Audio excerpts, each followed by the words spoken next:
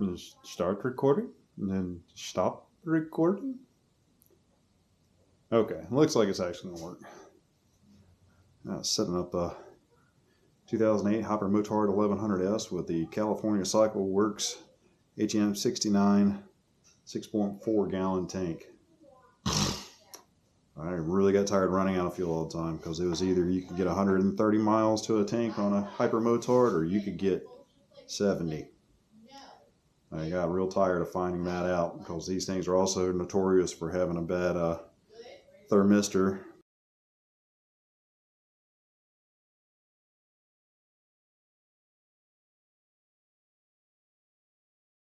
So you can't tell. You have no idiot light to tell you to put gas in it, which is real fun. Also enjoy the sound of my voice, and today it's extra nasally because the weather decided to go from 70 to 25 today because it's the Carolinas. That's what it do.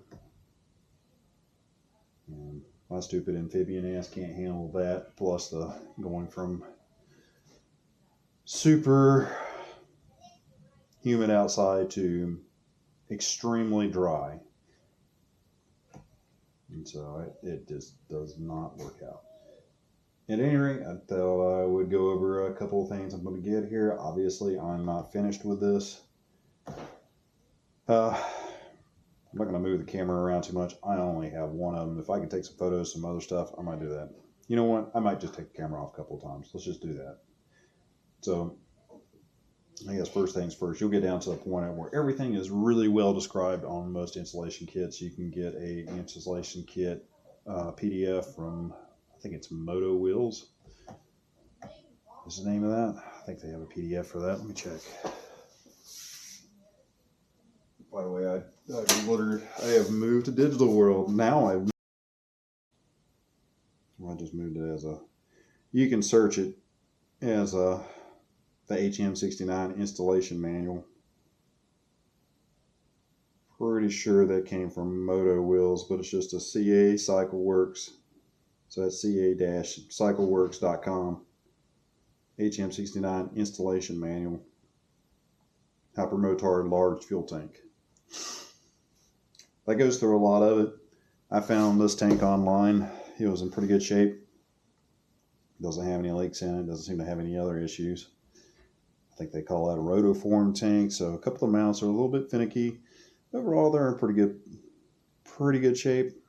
Pretty much where I need them to be. Of course, it uses, you're taking the air box off, you're switching to pod filters. I'm a little wary using pod filters. I run all my bikes in pretty much all kinds of weather.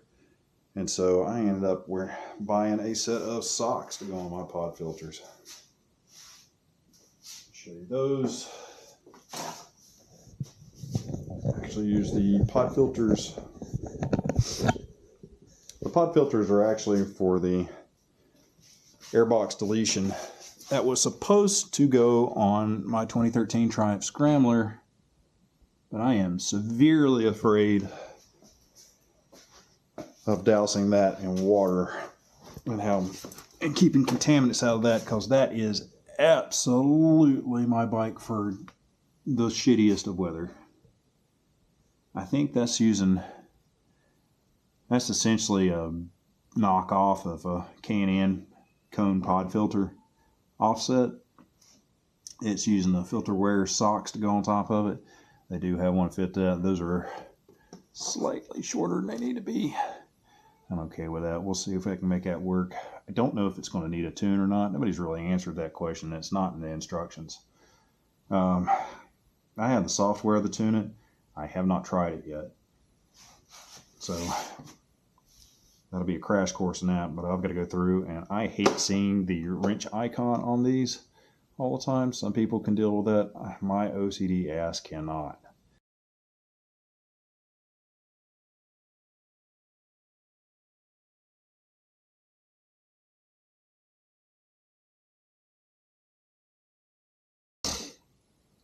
And I figured might as well go ahead and have software for doing tuning on this bike too. I'm going to need it anyway, so might as well do it.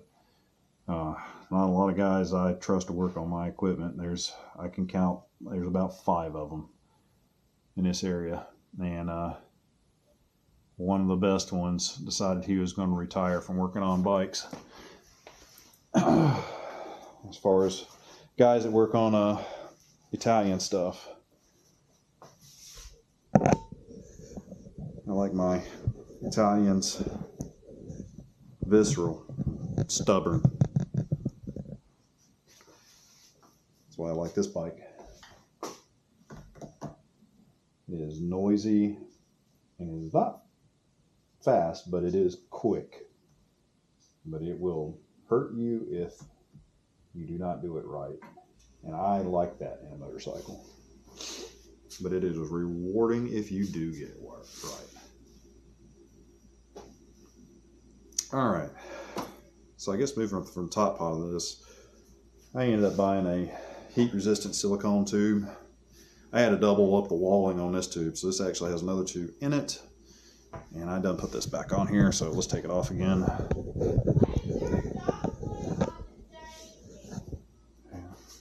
You put the keys upon the table. Why'd you put the keys upon the table? Why'd you put the dog toy upon the table? You wanted to. Why? You wanted to. Mounted this up.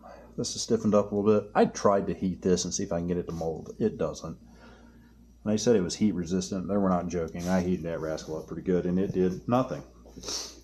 Nothing at all. It is the shape that it comes off of a factory line from, and that's it. So, yeah, you can see, run it through here, run it back around here. And the idea is to cut this short enough so that it will go into the cavity of the side fairing here, and that will keep it out of the weather. I do not like the idea of just sitting it here to the side. If I'm riding around and I'm entirely drenched, I can guarantee you that probably sucked water. I don't even want to think about getting water. If I get a little water in the intake, it happens. Get a little water in a crankcase, I don't like that at all. So that is a thing that will cause some major failures. Okay, occasionally you get water vapor into the cylinders. It happens. It does it while you're riding. Just don't get so much in it that you hide or lock it. Someone's probably going to correct me on that. I've got, look, this bike has 60,000 miles on it. That one has 145,000 miles, and I treat it like a dual sport, and I ride this and everything. I don't think it's the rain, occasional water getting into it, that's going to bother it. And they both have factory compression, if you're wondering. I will recommend change your oil if you know you think you've got something in it. Just go ahead and change the oil. It's not worth it to blow an engine or spin a bearing because of it. All right, so moving on. You got your breather here. You've got, these are weird. This kind of different. It's a little Magmarella unit. So it has what is essentially an idle air control valve, and that is the pickup for it. So it just sucks fresh air into the idle air control. Most vehicles have idle air control valve, will suck it through the use the crankcase. And I thought about it, but since that's how they run this and they had it in the air box, they had to separate between it. I'm like, all right, well, let's try to get it clean air. I may later on go in and integrate this into here, into the crankcase breather hose, because it's got to have some oil atomization in the air box, and it probably sucks a little bit into the idle air control valve, and that would probably help keep that system slightly lubricated. Alright, well, moving on from the air filters. This is actually out of a company. These filters are from a company closer to here called Ram Air, if you're wondering. And they're out of Greenville, North Carolina. Not a lot out in Greenville, North Carolina. I've visited there a few times. But I'm going through it, trying to straighten out my wiring. You can see these break off a lot. This is actually leftover stainless steel line with heat shrink on it from modifying and putting stainless steel seamless brake lines throughout the entirety of this truck, which I will be getting onto as soon as this is done, because I am tired of that sitting, and it has sat for a long time, and it needs to get off its ass. And I know people are going to look at me like, what would you use that for a daily? Well, I'm not using that for a daily. That's my daily. I'm using this for a semi-daily. And I'm getting rid of a Mopar product that I have because it is horrendously unreliable. Even though it's theoretically an awesome truck. Just super unreliable. Alright. Moving on to wiring. This has all got to be rerouted here.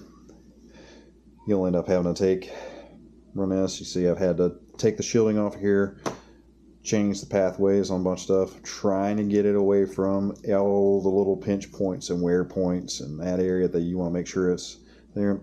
If you're wondering which way your it's going to go, see how I've got it turned. I'm going to try this out, see if it works. Instead of going through, obviously I only bought the tank, so I didn't have the rest of the parts. You're supposed to have the extended battery to ground cable, runs to your engine. I didn't do that because I didn't have it. So instead what I did, I decided, well, shorter path, I was going to have to change this out anyway, it looked like. I decided, alright, I had some 4 gauge. It's pretty thick. And this is there's actually several bundles in that. So the individual gauges is a high gauge bundle. You get a lot of extra surface area in there. So this should not get hot.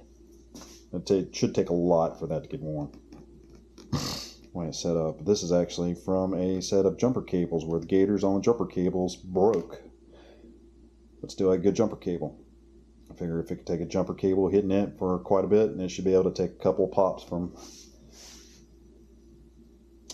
the BIS battery and the starter on here, because it's supposed to be able to start that, and I've never seen these get hot, so you should be fine with that. The only thing I was going to be a little bit worried about is, was there any other shielding in it aside just from wear shielding? It's like if I'm getting any interference from it trying to start it. I don't think so.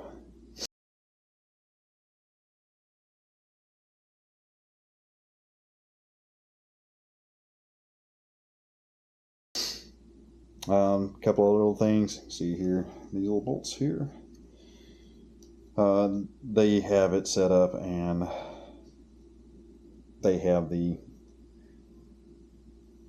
bracket that actually goes in here, and there's really no room for the bracket. I decided to use an anti-gravity battery. It is also turned this way to make all my terminals easily accessible, as well as having its restart. So you get your restart button right here. You could, with a little effort, get to it from the outside of the bike. You don't have to take a seat off or nothing. The other thing I found, it makes a great strap, battery strap. Night eyes. They're just camping hardware tie downs. Nothing else to them. And this is actually high density foam. And you can buy that at Harbor Freight in several bundles. And they use it for kneeling pads. And I have cut that stuff up to use for everything. So the relays were supposed to be mounted on their own bracket. If you can see it under here, but I've used that instead to have a mount, heated up and cooked it so that it holds this in place instead. And now I've got a fully secure battery. My biggest worry was if it was to make contact with this carbon here. I've had a wire brush off on a carbon. It will cause you problems because carbon is a conductor. Pretty good one. And it will start a fire. Outside of that, right now I'm just trying to figure out exactly where am I going to run my auxiliaries. Once I get my auxiliaries run, it should be right. And then it's just the little finicky things like, you know, these guys wear out. So I'll probably make another one like on the other side over here. But maybe I'll tap another hole in it so that it just bundles straight to the other side. Looks like there was supposed to be one there too, so I guess I'll make one to go on that side. And the rest of it's just cutting hoses. You can see here, it's another old guy I made that goes to the quad lock, I believe so. That whole assembly, this actually started life out as a battery tender USB adapter.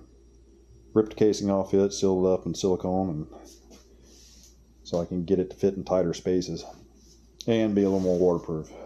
Those little two-piece plastic cases are notorious for sucking water. At least on my equipment, you run it long enough, it will drag water. I don't know how it works on everybody else's bikes. Maybe other people have ran a bike long enough to find that out too. I'm not entirely sure. There's a lot of times you'll see bikes and it's like, oh, it has a cigarette lighter. It's like, oh, you mean like a cup to hold water next to terminals. All right, well, have fun corroding that and blowing fuses. All right, well, anyway, that is what that looks like. I'm going to play around a little bit more with it and see if I can get it straightened out, but the kind of winding down on it. Can't wait to get this rascal back on the road because it is my second workhorse.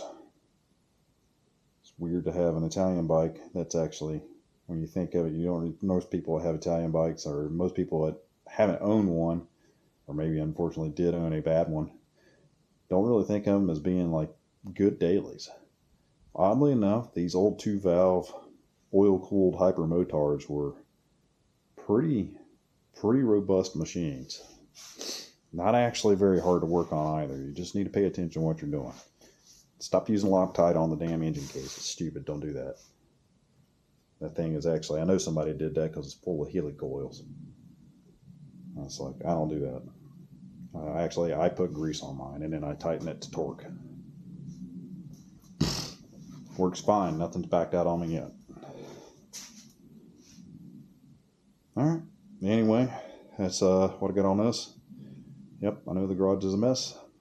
Should have finished that a long time ago. The NT650 needs to get straightened out. And get there. Got more stuff to work on though. Alright. Good night.